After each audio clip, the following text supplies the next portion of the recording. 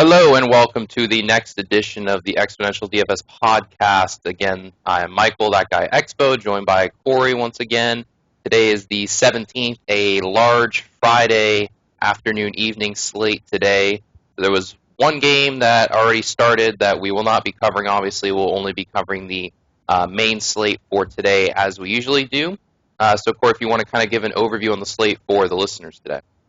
Yeah, this is a pretty good slate. I mean, I think I've seen better 14-game slates, but I mean, overall, it's not bad. You don't have a ton of pitching that you need to pay up for tonight, I think. So I think you're going to be able to get some really good high-priced batters in your lineup today because there's a lot of good batters in good positions tonight. Yeah, is it just me, or does it today seem like on DraftKings specifically that there's a lot of hitters that are extremely priced up from where they, I don't want to say normally would be, but I feel like there's some hitters that definitely have been pushed up a couple $100 to make it, I think, relatively difficult today, just for the reason that there's not a ton of really like cheap bats like we've had recently that I like. And one example of that would be obviously Wednesday when we last talked. Tim Anderson was the chalk of the chalk, right, at shortstop for 2K, and today his price is 3,700. So that kind of puts it in perspective that finally the algorithm has caught up, but it honestly may have, I don't want to say overdone it, but I mean to jump from 2 to 3.7. I mean we saw like guys like Robbie Grossman that were at 2K earlier in the year kind of slowly build up, and now they're at 3.5. So Grossman's not even at 3.7, and he's hitting in the top three in that Minnesota lineup basically every day.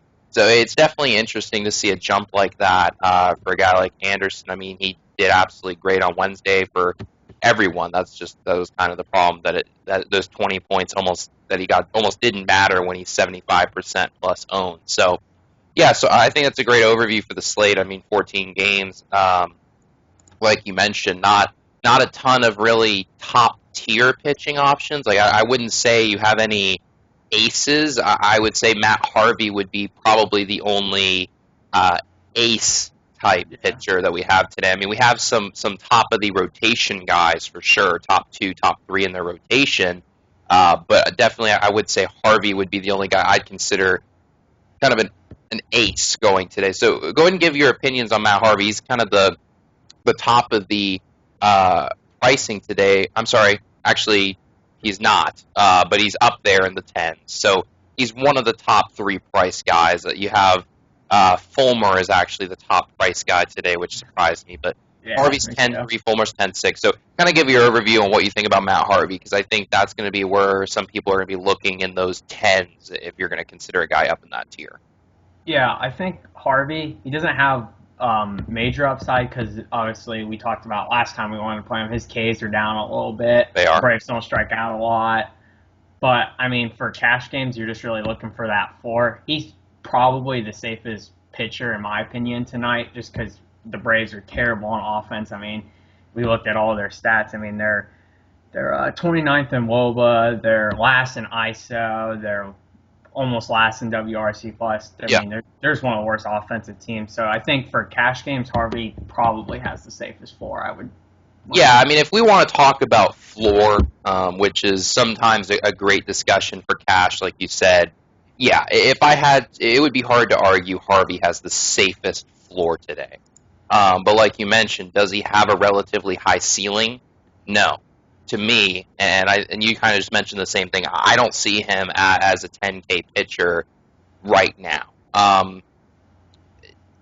Granted, he's been pitching a lot better. He's at home. He's facing the Braves. So I completely get the pricing, right? Especially like we talked about, he's really the only de facto ace going today. I mean, his last three starts have been 30, 17.5, and 25. So he's kind of been relatively consistent the last few starts. I mean, he came off of two negative starts against Washington to kind of start pitching a little bit better now. So he definitely is making that turn on the season, I would say, which is pretty scary for anyone facing the Mets in a series. But my issue, and I always have this issue, and we've talked about this previously on the podcast, when a guy jumps in price from where he was in the eights all the way up to 10, no matter where you're starting and where you're ending, whenever someone jumps $2,000 in price, it kind of catches me as, that's somewhat alarming. Or when someone drops significantly in price when they're really not pitching that poorly. And in this case, yes, Harvey's pitching fine. But when he jumps 2K in price, I don't know what your opinion is on that. I get the safe floor argument for sure. It's just a little concerning to me that he hasn't been blowing away hitters all that much, like we talked about, but yet he still gets that $2,000 increase. Well, I think most of that price jump, and I talked about it, I forget which podcast, but a lot of DK's pricing now, they have to do with matchups, so we don't know how much of his price increase is due to this matchup. I got to assume it's got to be. Well, I would say most of it. Yeah, like you said, though, that's the problem. He hasn't been pitching well, and now he's priced to his matchup. If he's priced at 8K playing the Braves like he was against Milwaukee, he's obviously a lock then. But yeah, like you said, at 10K, yeah, there is definitely a little discussion about it because he doesn't have the upside at 10K. Yeah, I mean, like last time, and kind of put this in perspective, the last time he pitched against the Braves, he was the exact same price. He pitched against them on April 22nd and put up 16 fantasy points. Do I think he's going to put up 16 today? No, I think he's going to get into the 20s. But the problem to me is, like we said, yes, very based on matchup, right? But when a guy is pitching not that great in the 10s, drops all the way down, I mean, yeah, he's been kind of up and down because even after his Colorado start, he was right around 10K again. Then he got destroyed by Washington twice in a row, stayed low against the White Sox, jumped a little bit against Miami, jumped a little bit against Milwaukee, and now he's jumped the 2K. So it's not like, yeah, he started out the year really low and he's moved up. He started at this price for the most part and kind of has been up and down all year, just like his pitching has been. So are you looking at him for cash? Is he kind of your number one guy for cash, or are you kind of a little hesitant given the price? I would say just based on matchup and basically, yeah, just the matchup. He's probably my number one, but I am struggling a little bit with that price because I do think it's a little expensive for him, but I do think, like I said, he's probably the safest pitcher. I'm going to come out and say right now, before we even get into the other pitchers, I am absolutely not playing him in cash. I love his matchup. I think he's pitching better. I just think there's guys, honestly, in even better spots, given like point per dollar. I just think I don't want to guarantee he's not going to reach 30, but I really don't feel like he's going to get to that 30-point ceiling today. I just have a feeling that given the numbers, given the price, I would rather pay down, especially when we discuss there's not a lot of kind of low-priced bats that we've kind of fallen in love with so far in our research that I think you don't have to pay down a pitcher, but I think to fit in some of these guys that are in prime matchups today, I mean, like we said, DK's really getting tough on pricing hitters and pitchers in matchups, and I would say it's a good thing because it really makes you take a long look. I can't get an ace and a really good mid-tier and then load up on bats anymore. It's just not going to happen. So yeah. All right, so who is the next pitcher in line? I mean, we kind of talked. Fulmer's the most expensive guy in the slate. I would assume since I'm not that. I'm not that on Harvey against the Braves. I'm obviously nowhere near Fulmer today. No, you can't play that against the Braves. That's just a no. That's a skip. Yeah, that's just don't even look at it. I mean, if I'm not playing Harvey against the against the Braves, I am absolutely not playing Fulmer for more money against the Royals. I mean, Royals again, we've mentioned before, not as great of a team for strikeouts as they have been in the past. They will strike out more than they have in the past couple seasons. But Fulmer, I don't want to say he's come out of nowhere, but he's certainly surprised a lot of people this year, and he's been absolutely dominant the last month. But when he's the most expensive guy to slate against a pretty good Royals team, I'm just not on board, especially given the price. I would much rather pay 10-3 for Harvey than 10-6 for Fulmer if I was paying in that price range. All right, so kind of next guy in line, 10K, Jeff Samardzija. Him and Gray are basically the same price. Gray is 10-1, Samardzija's 10K. Are you on either of those guys today? Not for cash. I could see maybe playing John Gray in a tournament because he's away from Coors. He's even at Coors, he's been a great pitcher. I mean, we talked about him. I don't think it was on the pod, but he's actually a legit pitcher. Like he's one of Colorado's actually legit pitchers. I mean, this kid was a top 5 pick in a draft when they drafted him. I mean, he is a legit pitcher, and I think If he didn't pitch in Coors, I think he'd be one of the better pitchers in baseball. But the problem is he has to pitch, half his starts in Coors almost. Right. So that's his problem. I think you could do it in a GPP, but I don't think in cash. Like you said, it's just hard to pay 10K with all the bats that you got to get in tonight. I would argue that I would probably the 4-team total for Miami is a little alarming to me for Gray in a cash scenario. But I mean, his K percentage is just outstanding this year so far. It's basically 28%, which is basically 8.5% higher than Harvey's is. The Miami hasn't struck out as much this year as they did last year for sure. But Stanton's struggling. But that lineup does somewhat scare me enough that I wouldn't play him in cash like you mentioned, especially given the price tag. I would still go Harvey probably in cash at that 10K range. So, the only guy at 10K I like is Harvey, and I'm not on him at all for cash. So I think Gray, fantastic GPP play. Could he get you 30 to 35? Sure. Even then, even you could argue, even if he gets you 30, right, in a GPP setting tonight, is that going to be enough with all the hitters in prime spots? I would argue maybe even not that. I think there's better guys for points per dollar that we'll talk about once we get into the mid-tier. But, so I would assume we're both not on Samardzija in any No.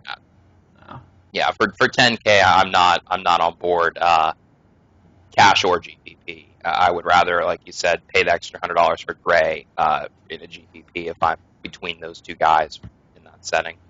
All right, so kind of next guy in line, if I'm looking correctly, would be Quintana. Your opinions on him? Well, actually Davies, Davies, okay, Davies, I'm not. I mean, if honestly, like from Gray down to Aaron Sanchez, and even we'll talk about the guy under Aaron Sanchez. I'm not really interested in any of those pitchers, honestly. Yeah, those three: Davies, Quintana, Sanchez. I'm not on Davies at all. I'm not on Sanchez at all. Quintana makes an interesting GPP play. He's been pitching fantastic. His K percentage is great. Cleveland's not a bad lineup whatsoever, but no one plays this guy. Yeah. Right? No one plays Quintana. So definitely I think you could get him at a great ownership percentage in a GPP, but you'd need 30 out of him today, I think, to be happy. So, all right, so you're talking about Joe Ross, I would say. Yeah. Now. So Ross is facing the Padres at Petco. So what are your opinions on Ross? I have mixed feelings right now. I'm not sure what your thoughts are, given his matchup is fantastic. Yeah, his matchup, he's got he may even have the better matchup to Harvey. I mean, the Padres are terrible on offense, and he even has the advantage with his ballpark because, obviously Petco is a big ballpark, so it's going to be tough for, them to give up, for them to even hit a home run. And Joe Ross is he can pitch him. He's mostly a ground ball pitcher. He is. He's a single baller for sure. Yeah. So it's going to be tough for the Padres to hit home runs, so you don't have to worry about there. My only concern about Joe Ross is the strikeouts aren't there. He's not a big strikeout pitcher, but San Diego does have the fourth highest strikeout rate, and they're 29th in walks this year. Yeah, they don't walk. Yeah, so 6.2% walk rate. That is not ideal. His price is a little expensive, like we talk about. It's kind of in the price for his matchup, but I think he's a really good safe play also, I would have to say. Yeah, I would say Ross is relatively safe. Again, I think you kind of touched on it pretty well, that the 9.4 is relatively fair for him, right? Again, I don't see him getting to anywhere near 30, to be honest. He's kind of a pitcher that when I've rostered him this year, I've rostered him, I think, twice, right? And he's either kind of really on or not. Yeah. Right, and he can come back from not being a great beginning of the start, but like you said, he's a sinker baller, so his K rate is right at 20%. It's just over 20%, which is not poor, right? It's not bad. But when we're talking about some other guys that are even cheaper than him that have more impressive K rates, and I wouldn't say similar matchups because San Diego is just really bad. But San Diego is starting to hit slightly more in the last month. So it does concern me, given I don't think Ross is going to be a shutdown guy. And the Padres lineup isn't all that intimidating, but I don't have a great feeling about him today, given his price tag to me. Um, I could see it for sure. Um, Given $900 cheaper than Harvey, I'd be probably okay with it. Could he outscore Harvey? Sure. Could he be the same as Harvey? Yeah. So I don't have any problem with it. I'm not sure if that's where I'm going to go yet or not. So moving on, I don't. What about Lance McCullers for you? He's the next guy in line at 8-9. I mean, for his price, he definitely has upside because he's got he's got the strikeout percentage that you look for in a guy at his price. My only problem with his, and I kind of was listening to a Roto Grinder show earlier, he has a 1.69 WHIP. He has a problem with walking batters, and he's got to strike out some guys to make up for those walks. I mean, he's a walk machine right now. I mean, if you look at his past few starts, he's walked he's walked 4, 3, 4, 6. He does 3. Yep. That's the only problem. That would be my only knock on him. But I mean, he's got a good matchup. He's got the strike percentage. The K percentage that we're looking for at his price. He's arguably my favorite cash pitcher tonight. I understand the 9 over under is probably going to scare some people away, but to be honest, most of that 9 over under is going to be for Houston. I don't see Cincinnati hitting him all that great in Houston. When you look at his home road splits, they're very significant. He's averaging 25 fantasy points a game at home, which is bonkers to me, especially that he's only 9K. Those starts on the road kind of, I would say, affect his price. But, I mean, given his matchup, he's facing Cincinnati, right? He has a 28.5% K rate. Cincinnati Ks 23% of the time, and they're K'ing even more than that the last month.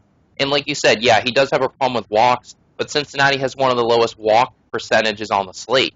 They're only at 6.7. So, yes, he will walk guys, but when you consider, I think, that Cincinnati isn't a team known for walking all that much, their lineup, yes, they have some power in that lineup for sure. We've talked about it with Duvall and Votto, right? Bruce. They could hit the ball for sure off of him. But I think when you consider his ground ball fly ball rate is still at 3, his K percentage is so high, he's under 9K, I think he could easily outscore Harvey today, for sure. Yeah. And he's so much cheaper than Harvey. Plus, he's basically a lock for that one. I mean, he's minus 265 favorite. Yeah, I'm very, very high on McCullers today. Yeah, there's not a lot that I think would scare me from him, for sure. I agree. I really, really like his matchup, and I really like him as a pitcher. Yeah, I think so. So moving on, so I think to me today, I'm probably going to pair McCullers with another mid-tier guy. I don't think, like we talked about, I'm not going to go into the 10Ks. I'm probably not going to go up to Ross at 9,400, to be honest. There's some mid-tier guys that you could definitely have that could outscore Ross, could outscore Harvey. So what is your opinion on Chris Archer? I like Chris Archer tonight. I think he's probably the best, like, that mid-tier range like we talk about, because he's 8K? He's 8,600 against the Giants. So, of course, the Giants, there's the K rate for the Giants. The Giants obviously don't strike out a lot versus lefties, but Chris Archer has elite stuff. He's a fantastic pitcher. His problem's been this year, he's young and, he's pitching a lot, but, there's really nothing, like, when you look at, there's really nothing wrong with him, honestly. His Sierra still looks good, his XFIP still looks good. And one thing that really stood out to me was his home road splits again. Another one of those guys, he is locked down in the Trop. Yeah, I mean, I would have no problem with him tonight. I think he's got really good upside. I mean, the Giants are going to get to play DH tonight, right? Yeah. What player do they really have that they're going to throw in there as a DH that's going to scare you all that much, right? I think I like Archer quite a bit. He's I agree. The mid-tier guys I'm considering. Again, we kind of talked about 16.2% K rate and 18.2 the last 30 for the Giants. Somewhat alarming for a guy that relies on Ks quite a bit, because he has been hit this year more, I would say, than last year. But his Sierra and XFIP still look good. His XFIP to both splits still look good. He's getting hit by righties a little bit more than I would say than usual, with that WOBA being around at 350. But the numbers for Sierra and XFIP, I think, support that he's still throwing well this year, and especially at home. What about Shoemaker? I think he's actually interesting too. I actually don't mind Shoemaker. You know, earlier in the year he was not pitching very well, but Yeah. he's been very good. You know, his last few starts, and I actually don't hate him either. Yeah, I mean, slightly But lower K rate than Archer, yeah, but slightly lower xFIP and Sierra. He's tough on righties. He hasn't struggled against lefties, but he's been slightly worse against lefties. yeah, Supposed to both splits look very good. Oakland's lineup kind of relies on power, right? yeah, right-handed power too. Yeah, right-handed power, so that's going to be tough on them with facing Shoemaker, who's, I mean, his WOBA split's slightly worse to righties, but it's not concerning at all at 315, right? That's still a great WOBA split, and his xFIP is only 3.2 to righties, so very, very strong against right-handed hitters. Like we said, his K rate looks good. He's on the road in Oakland. I mean, you could argue he definitely gets a ballpark upgrade, right, going to Oakland. So, Yeah, and I mean, he's a guy, and this is what I love doing, especially in cash. I think he's a guy that could go under own tonight, easily. right? And he has 30-point upside at 9K, Yeah, right? exactly. Not even 9K, 87. So Yeah, definitely another guy that I think could outscore Harvey easily. So that's why I'm looking at this slate saying, I think too many people are going to pay for Harvey at 10-3 and forget about these guys in that 8K range that could easily outscore him. And if you're gaining almost a $2,000 advantage on someone in a head-to-head or a 50-50, and you're loading up on bats, $2,000 is huge, exactly. right?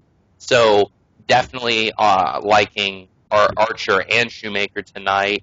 I'm Robbie Ray.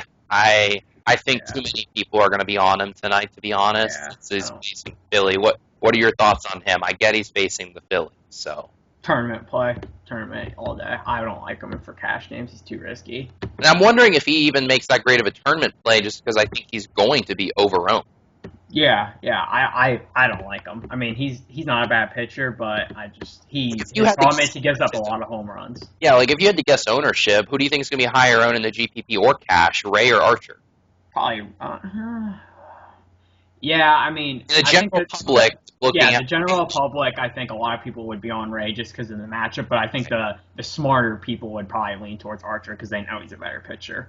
I would say so. I feel like Ray's ownership's going to be pretty inflated tonight. I mean, it's almost been automatic that you can throw anyone against Philadelphia lately and do decent. I mean, saw J.A. Happ shut them down yesterday, so it's definitely I think his ownership will be inflated, and that's kind of why I'm not really leaning Robbie Ray at all. His K rate is pretty good, right? So that's the upside to him.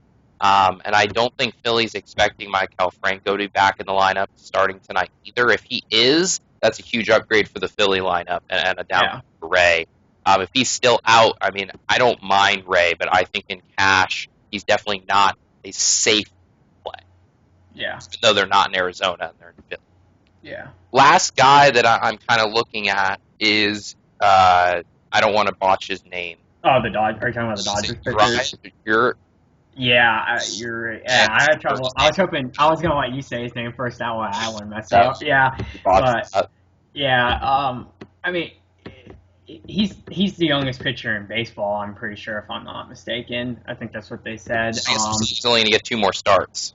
Yeah, the problem I have with him for cash is the Dodgers aren't really exerting him and letting him go very deep in games. I mean, he's been on like an 80 to 90 pitch count. Yeah. His K percentages look good, and his when it starts, obviously, because we don't have a lot of info on him because he's only started a few games. Yeah. But he's in the games that you would think he would pitch well, he hasn't. And the games that you wouldn't expect him to pitch as well, he has. Oh, no, never mind. Okay, never mind. That was that. Yeah. Okay, never mind. Yeah, he's pitched 1 game at home, right, if I'm not mistaken, and that was Colorado the start that he really did very well. And this is, of course, at home again against Milwaukee, who K's a ton. He's got the K upside in this matchup. For cash games, I think he's a little too risky with how they're holding his pitch count right now. He may not even go. He may be 50-50. He may not even go past the 5th or 6th inning. I completely agree. That was the downside I saw to him. Yeah. I was like, I can roster him for 7-6 today. I love his K rate. I love his matchup, but he doesn't go over 85 pitches. Yeah. So especially with him only having 2 more starts at this one, and I guess they're saying he's probably going to start again against Washington next week. Yeah, I'm not on him at all in any format. I mean, GPP I could be on him for the fact that if he racks up 7 to 8 strikeouts even in 5 innings, right, against this Milwaukee lineup, he could easily go 4x, right? 4x for sure. So I think 21 points is not out of the question for him, or a little bit over. 4x, 5x would be a stretch for sure. But I think 3x, I could see it. I don't think I want to risk it in cash, because with his limited pitch count, if he gets hit whatsoever, right, and gives any runs at all, and the K rate isn't quite there, you're going to be in trouble tonight.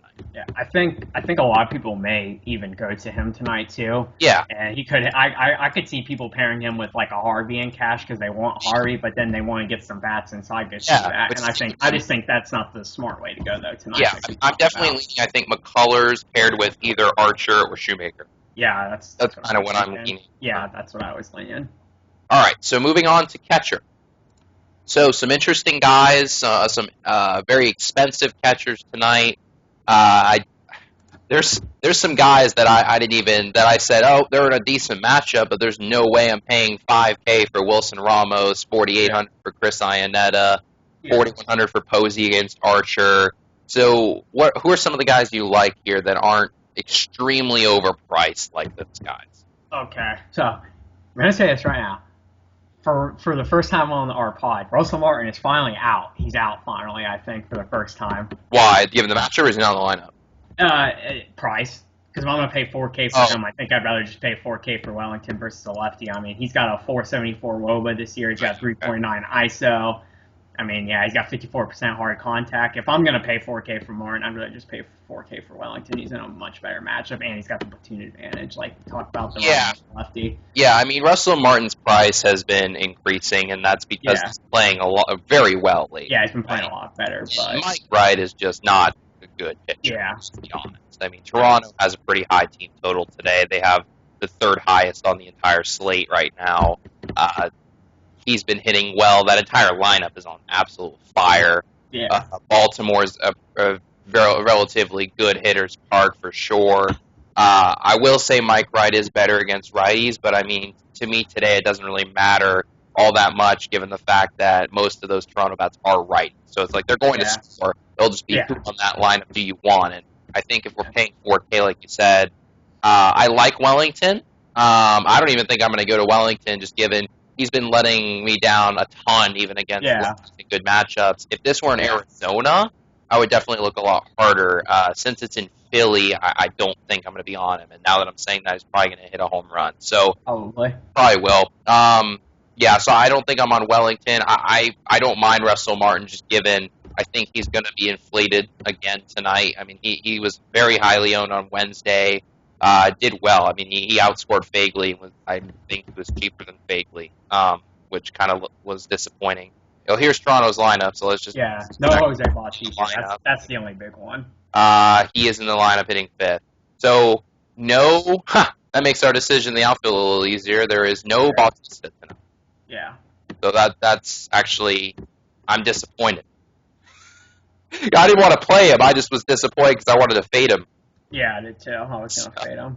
All right, so kind of next, what about Evan Gattis? What's your opinions on Evan Gattis? I love Gattis tonight. He's saved you $500 for Wellington, and I think he's in just as great as a matchup. And he's probably one of the few catchers that are going to hit, in that cleanup spot besides Wellington.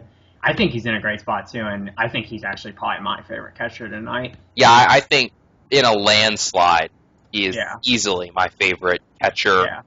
Cash games, GPP. If he was over 4K or at 4K, then I could argue the fact that you could fade him in a GPP format maybe. But I think tonight he's just like kind of a lock and load to me at that point. And he's projected to hit 5th, which is very good. Yeah, facing arguably the worst pitcher on the entire slate, John Lamb. Houston's run projection is through the ceiling. They're at 5.72 the last time I checked on average. So definitely, and I wouldn't be surprised to see that rise, to be honest. I don't think there's any chance Houston scores fewer than 6 runs tonight. I really don't. Given that lineup and given how well they hit left-handed pitching, some of their guys are inflated in price, but I don't think there's any way Houston scores fewer than 6 runs as a team tonight. I don't think for their matchup that Houston bats. Besides, there's a couple of guys, but I think some of their guys are still too cheap for the matchup that they're in. Oh, some of them absolutely. I think some that are absolutely way too inflated. Yeah. We'll get to them. But yeah, I think Gattis is in a great spot, great price. I think he's kind of my lock and load cash and GP catcher for sure. He could give you 2 home run upside. I think Luke Roy is the only other guy I'm kind of looking at just if you wanted to play kind of an off the wall GPP play against Urias, because like we talked about, Luke Roy is relatively cheap at 3,800 in my opinion. He's not going to go more than 5 innings, so he gets to face the Dodgers bullpen for kind of basically half the game. So that's the only guy that's kind of off the wall of a GPP play I think that could maybe outscore Gattis. Because if Gattis somehow gets just a single, it's 3, and 60% of people are on him, and Luke Roy gets you like 8 or 9 or something like that in his matchup, that'd be well worth the $300 extra. The only other guy I had was Rupp, but he's more of a tournament play, I think, because obviously Robbie Ray's weakness is he gives a lot of his fly ball rate to right hands, and Rupp can hit some home runs. So but if he's 3-4, but he's 3-4, so obviously. Yeah. And I don't really want to target. I don't want to play Robbie Ray, but he's not one you want to pick on. Don't want to play any Philly. Yeah, you don't want to pick on him. Yeah. He's one of those guys that you stay away from. Yeah. Okay. I'm feeling today with him. Yeah. All right. So first base.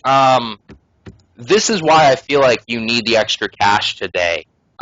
There's not a lot of first basemen I'm in love with that are cheaper than $5K. So that's kind of the issue today for me is you're going to have to pay up at some of these positions, I think, because like we talked about in the projected lineups, we have to of course analyze the lineups when they come out, and if there are any guys that are hitting in the top 5 of the order, 6 of the order that are under 3K, under 3.5 that are in great spots, I think they definitely will help you get to some of these more expensive bats today. But projected lineup-wise, there wasn't a lot of guys I liked at any really cheap. So who – this is a tough choice, right? Who is your top first baseman not considering price?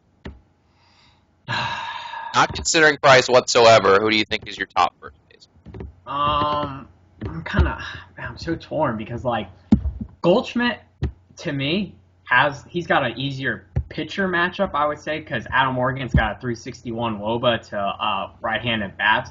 But I think David Ortiz might be my favorite first baseman. I'm having trouble though. I really like Ortiz. I mean, I know Edwin's been on fire too. Yeah, so I mean they're all 3 probably my favorites. I hate to say it, but I think this choice could make or break your night. Yeah, I do, honestly. It's honestly frustrating to think. I think most people, and I would say the vast majority of people, will be choosing between Goldschmidt, Edwin, and Ortiz tonight. Yeah. Because 3 teams with extremely high totals, 3 guys in very good spots, and 3 guys that could give you a ton of home runs on one night. Yeah. It's very tough to pick between these guys. Right? Mm-hmm. I honestly haven't decided because I have to analyze some more, I guess, advanced numbers to kind of see if there's a decision I want to make. Whenever a guy is on a hot streak as hot as Edwin's on, to me it's very hard to fade him. I mean, we even called the other night, fade Edwin. No one was on him anyway, and he's still homered. I mean, he's homered in 3 straight games. The one game he didn't homer, he still put up 23 fantasy points. The game before that, he homered twice. The game before that, he homered. So he is on an absolute tear. Tonight would not be the night that I would guess he wouldn't homer if I had to pick one, right? Yeah. Well, like we said, Wright is not a good pitcher, but if you had to analyze the numbers, he is the best pitcher against that split, WOBA-wise, than Ortiz against Iwakuma. Yeah. It's a very slight difference, though, from Mike Wright. So it's not even that. And like you said, I think Goldschmidt arguably has the best matchup, right, given the pitcher. but it's hard to argue David Ortiz against kind of I would say, a fly ball pitcher. It's just, he gives up a lot of fly balls. Mike Wright gives up quite a few fly balls. Adam Morgan is the most fly ball prone pitcher on the entire slate. So, very tough decision. I'm not going to come out and say right now, play this guy, because I think it's a very tough choice. But I would say don't go any lower than either of those three guys. Yeah. I think those are the three easily top three guys and could be very high-scoring guys on the entire slate at any position, in my opinion. I mean, any of these guys could put up 25 easily tonight. Yeah. So, all right, so second base. So, who are some second basemen you're targeting? Well, like we said, at first base, they're going to have to spend the money. If in a GPP, for some odd reason, you weren't spending the money at first, I got something with my tongue. You could spend the money. I think Altuve is probably the best option if you're going expensive, but he's almost 6K, which is ridiculous. Yeah, to me, here's the question I always ask myself when I go to and see Altuve is that high, right? Would I rather pay $5,600 for Altuve, or would I rather pay $100 cheaper for David Ortiz, $200 cheaper for Edwin, and $300 cheaper than Paul Goldschmidt? You can't argue that you would rather pay more money for Altuve. I mean, exactly. He's a great player. He's a great hitter against lefties. They have by far the highest total on the slate. If you can fit him, I would say it's not a bad idea at all. I mean, he goes 20 without hitting a home run. I just would say stolen base upside slightly limited against a lefty. Could he hit a home run? Sure, he can do it. I don't think he's worth 56 tonight, and you're going to have to pay up in other spots. I think at second, though, going down, you're probably going to have to. I think Neil Walker's probably my favorite. Okay, I like Neil Walker for sure. 4K, going to be hitting cleanup most likely. I definitely am fine with that. Does DraftKings have his name wrong? Is it Grant or Gant? It should. I got John Grant as his name. I got Grant, and DraftKings is saying Gant, and that's his name's supposed to be John. Oh, it is Grant. Gant. Yeah. Oh, it is Gant. I must have just misread it and thought it was Grant and assumed it was Grant. Oh yeah, it is Gant. That's why I couldn't find him when I was looking at him. Yeah. Okay. All right. So it is John Gant, not Grant. That's my fault. Sorry, too. All right, John Gant, if you're listening. Neil Walker, I like. Gant is a young pitcher. He only made a couple starts. He's definitely had trouble against left-handed hitters for sure. 446 WOBA allowed. Neil Walker's been relatively good this year. The Mets have right at around a 4.5-run team total. They are in New York, which big park. So I would say home run upside is slightly limited, but I mean this guy can hit a home run. He has 14 on the year, so definitely some power from your second baseman. I would say Gene Segura I wouldn't be very interested in today, even though he's leading off. He actually has reverse splits. The Diamondbacks as an entire team are very good against left-handed pitching. We mentioned Adam Morgan is not good against really lefties or righties, right? Yeah. But I think Segura, I do like him more against righties, especially for the stolen base upside. I think Steve Pearce, even though he's facing Jeff Samardzija, I think he makes a great GPP play. He just continues to hit the ball no matter what handedness he's facing. So I definitely like Steve Pearce, but I wouldn't go there in cash. Profar, I don't like him as much as I did when he was leading off because he's hitting around fifth now. And I think 3,900 is relatively expensive for him, given he's facing Waka and hitting fifth. I think it's going to come down to me whether I like Neil Walker or Dustin Pedroia the most. I really do like Dustin Pedroia a lot tonight, and the reason for that is Iwakuma, yes, he can be kind of tough on right-handed hitters, right? But he does have reverse splits to righties for home runs, and Pedroia has reverse splits for himself for hitting.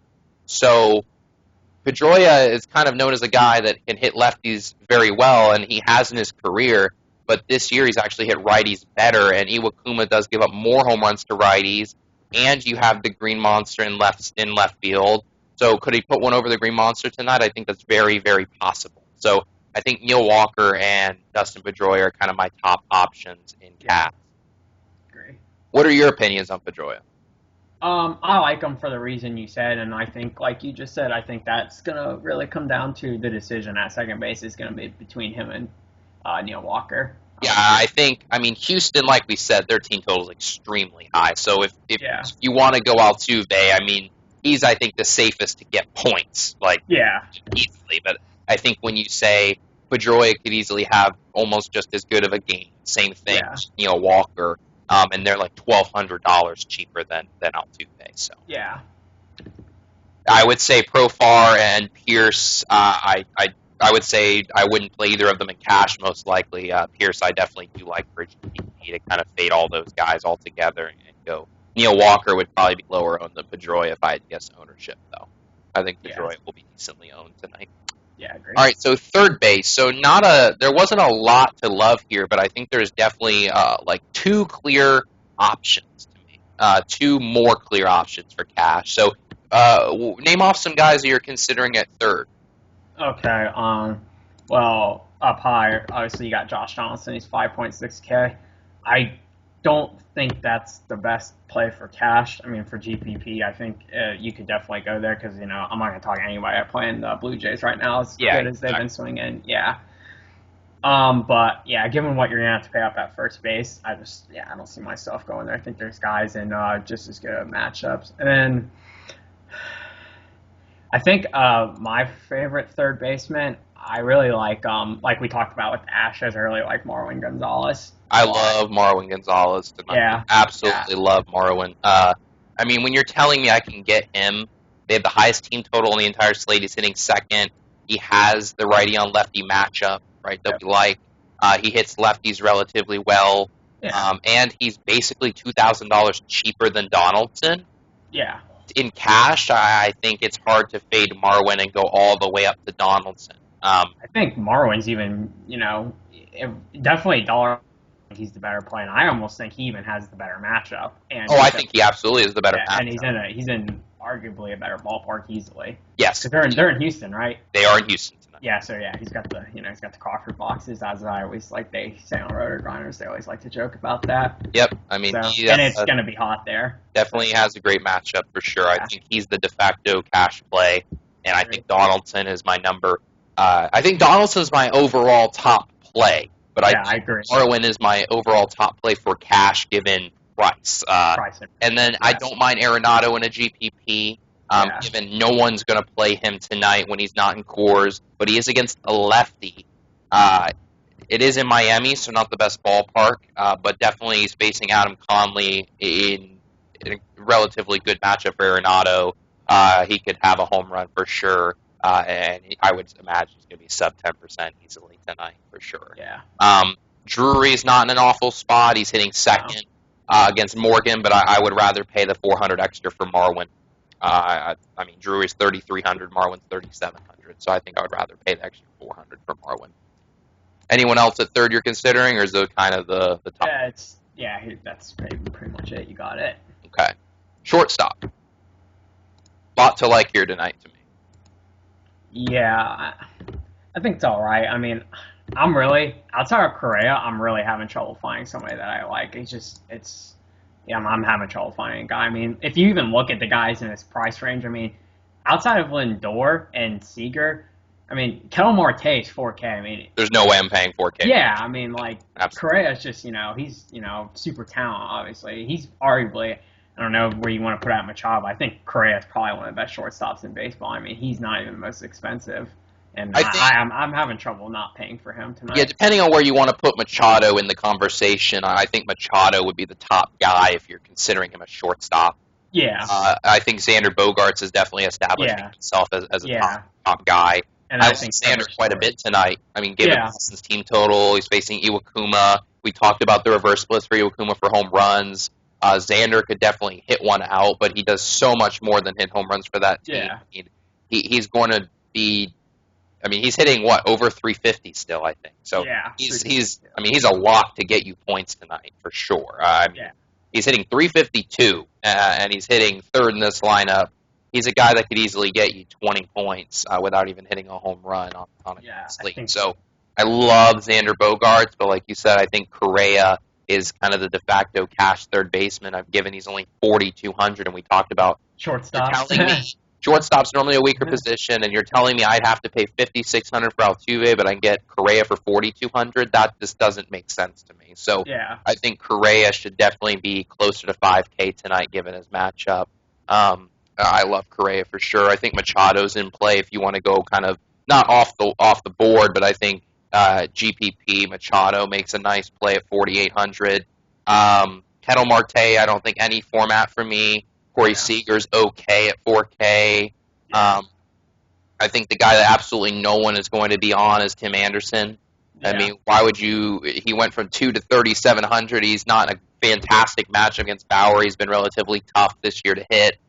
So no one's going to be on him. So I mean, Anderson's been great. So if you really wanted to go off the board, I think Tim Anderson could make a nice GPP play. I mean, he could steal you a base or two. He gets on base pretty consistently lately. So I think Correa, though, is the clear number one guy for me, given price, for sure. I think Xander definitely could be the top scoring shortstop tonight, though. Yeah. I wouldn't argue that. I think he could easily be the top scoring shortstop.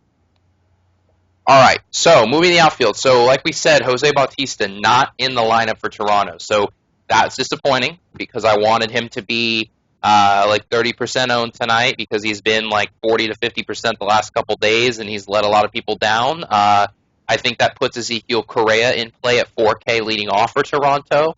Again, it's a lefty against Mike Wright, and when we talked about Mike Wright is worse against lefties. So I think Correa is certainly in play just because he's leading off. Other than that, that lineup doesn't look any different than we expected. Kind of looking top-tier guys, right? So very highly priced guys, 5K and above. Are there any guys in that 5K and above price tag range that you like? Yeah, I mean, I like a lot of the guys that are in that 5K. Obviously, we got Cruz versus a lefty, and lefty. And then you got, Mookie, obviously, like we said, we like a lot of the Boston bats. And then even, Trout. Trout's got a great matchup tonight. We haven't even talked about any Angels tonight. And I think Jason Worth's in a decent matchup, but there's no way I could pay 5K for Jason Worth. So I have no idea what Arizona is doing, but their lineup just came out, and they're not playing Drury at all tonight. They're playing Michael Bourne, lefty on lefty, and they're hitting him second. What is Arizona doing? I mean, I was okay. I mean, Bourne was projected to be in there, but they're not playing Drury. And Drury was projected to hit second. They're playing... Bourne was going to play basically no matter what, I think, but they were going to hit him lower in the lineup. But they're hitting Bourne second. They're playing Peter O'Brien and hitting him fifth. So Peter O'Brien, I mean, he's pretty pricey, though. He's 3.5, so it's not like it's a cheap option. I mean, if you had to go all the way down to that range, I don't hate him. I mean, it's not like he's been good, though. He's hitting 0.67, so I don't think I would go there at 3.5, but there's definitely other guys in that price range I like. I mean, you can get Franklin Gutierrez for 3.6 in Boston against the lefty. And you get Michael Conforto, too. Yeah, you can get Michael Conforto at 3.8. So, yeah, like you mentioned, I think Cruz is in a great spot at 5.5. The question will be, when he's 5.5, he basically has to homer for you. Yeah. I mean, could he have a great game without homering at Fenway against a pretty middle-of-the-road, if not bad, lefty and Elias? I mean, Boston's bullpen has been relatively good this year for the most part, so that does scare me slightly, given that Cruz...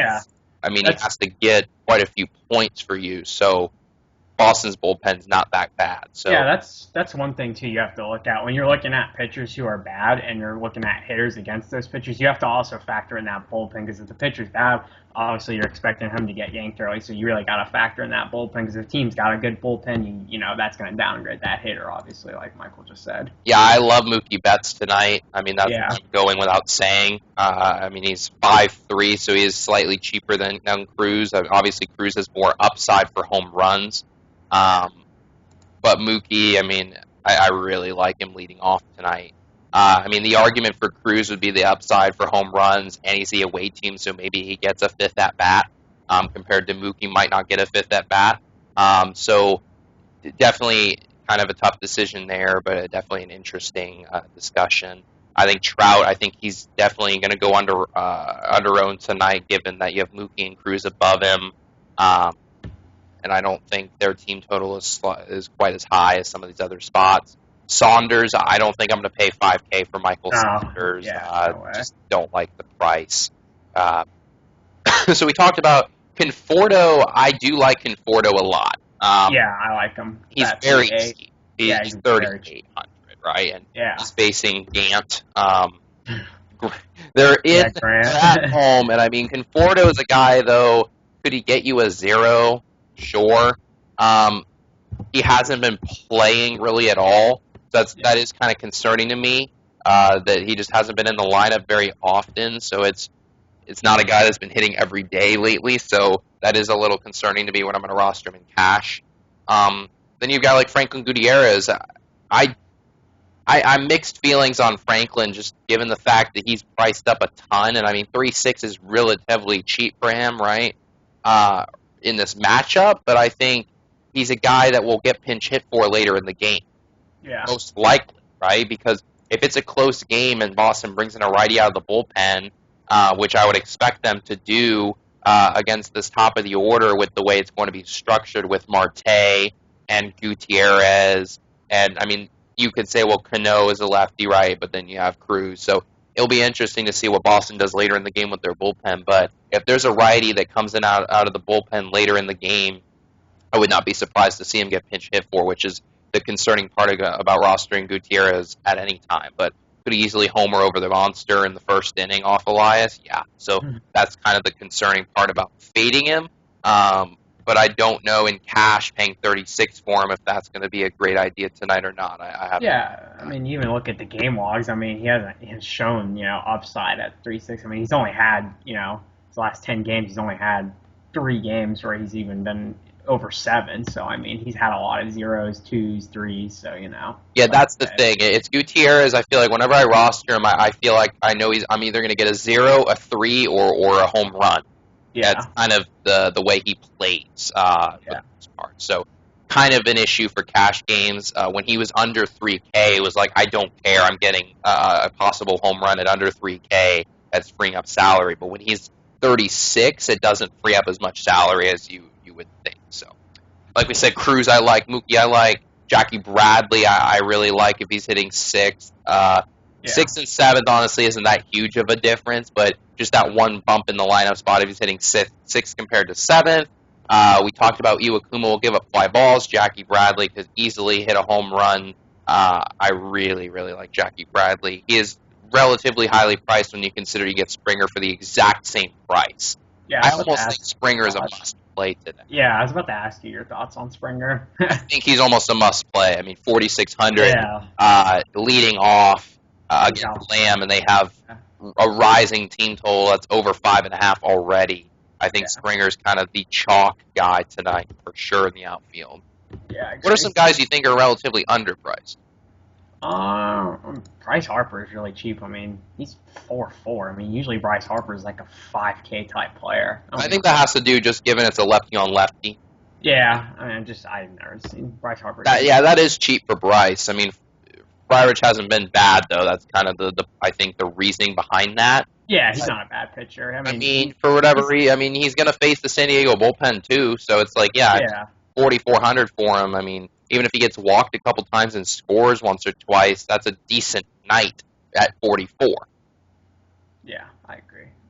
I'm having, out of the guys that we mentioned, it's hard to find guys, because like you said earlier in this slate, a lot of these guys are just priced way up, for their matchup. And I'm about to go through the lineups are coming out. Quite a few of them are out right now, so I'm going to kind of go through in a second and see if there's any guys that I didn't have from my initial research, given the lineups weren't out. But I think Lorenzo Cain is really, really cheap. I get that he's facing Fulmer. I get that. But you're telling me I can get Lorenzo Cain for 3K? For 3K. That is not much at all. For Lorenzo Cain, I mean, come on. I understand the matchup, right? I get it.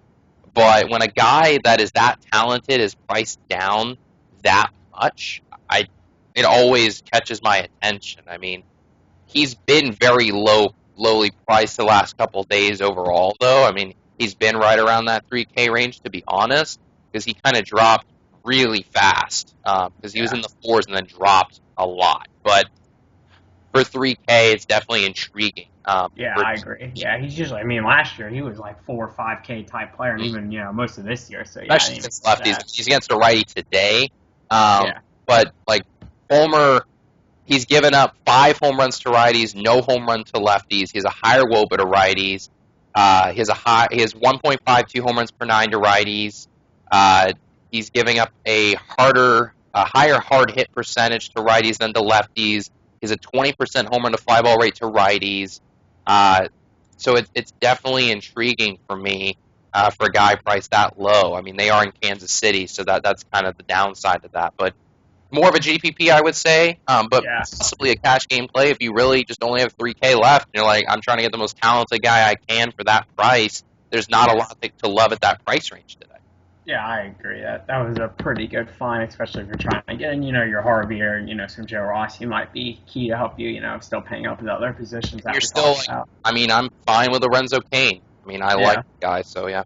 Sin-Shu Chu, I think, is relatively cheap. He's leading off against Walker. Walker's not been nearly the pitcher that many people expected him to be. They are in St. Louis, I believe, so that does not help with the ballpark necessarily because it's not Texas. But, I mean, Walker's been worse to lefties for sure. He's a 5.45 xFIP to lefties. He's a 4.360 overall. He's not K'ing as many people. I guess it's relatively right around where he normally is, but he can have those starts where he just doesn't K really anybody. He's back.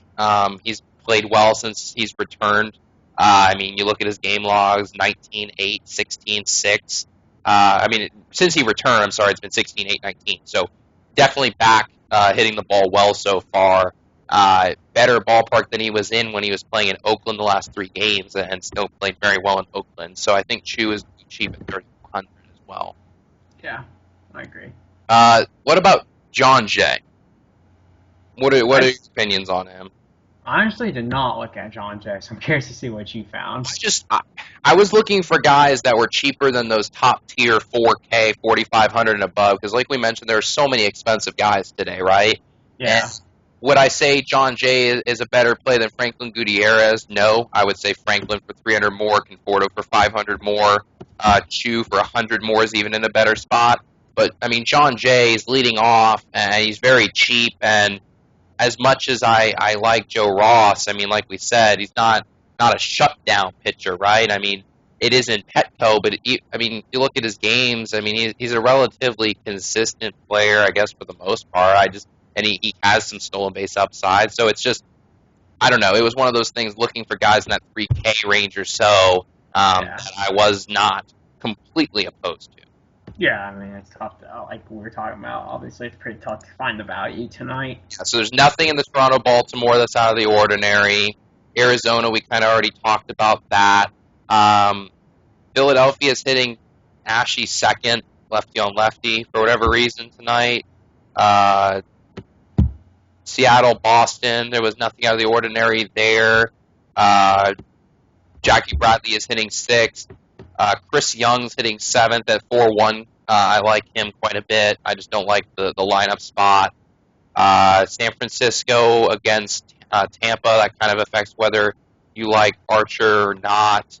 Nothing really out of the ordinary there at all. Nothing for Tampa that's out of the ordinary except for they're hitting someone eighth named Jaff Decker, and he's min salary. He's 2K. He's min salary hitting eighth against Samardzija. So if you really need a punt in the outfield for min salary,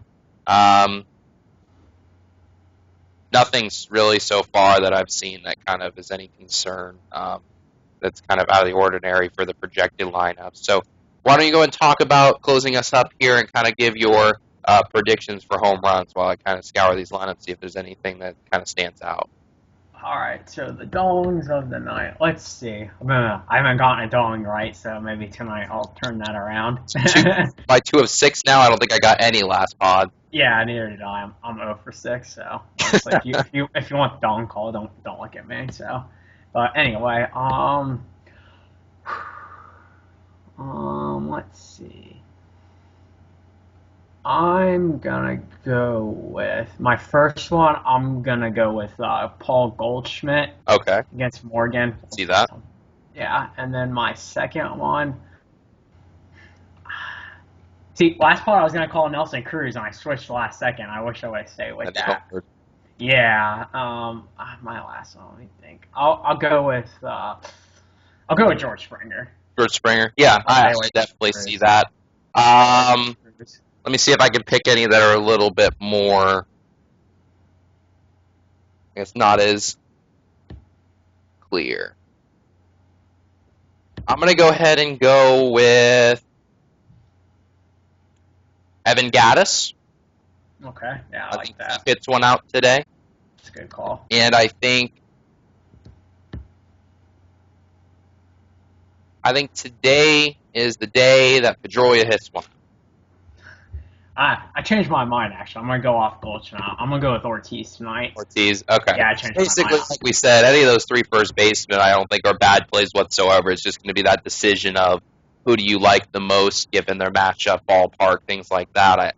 It's definitely a tough choice. I mean, it's not like Baltimore. They are better for righties that ballpark, or for lefties, I'm sorry, that ballpark, but anyone could easily hit a line drive out to left field. Ortiz could hit one out to right easily. Goldschmidt could hit one out to left in Philly very easily too. So that's a tough choice. So yeah, I'm going to go Gattis and Pedroia, and you're going Ortiz and Springer. So yeah. All right. So thank you guys for tuning in. If you like the video, go ahead and like and subscribe. Not sure the next day we'll be back. We will not be doing one this weekend. Most likely there will be one coming back on Monday, whether it's both Corey and I or whether I have to go solo on that one. We'll see. But thank you for tuning in. As always, this has been Expo and Corey. See ya.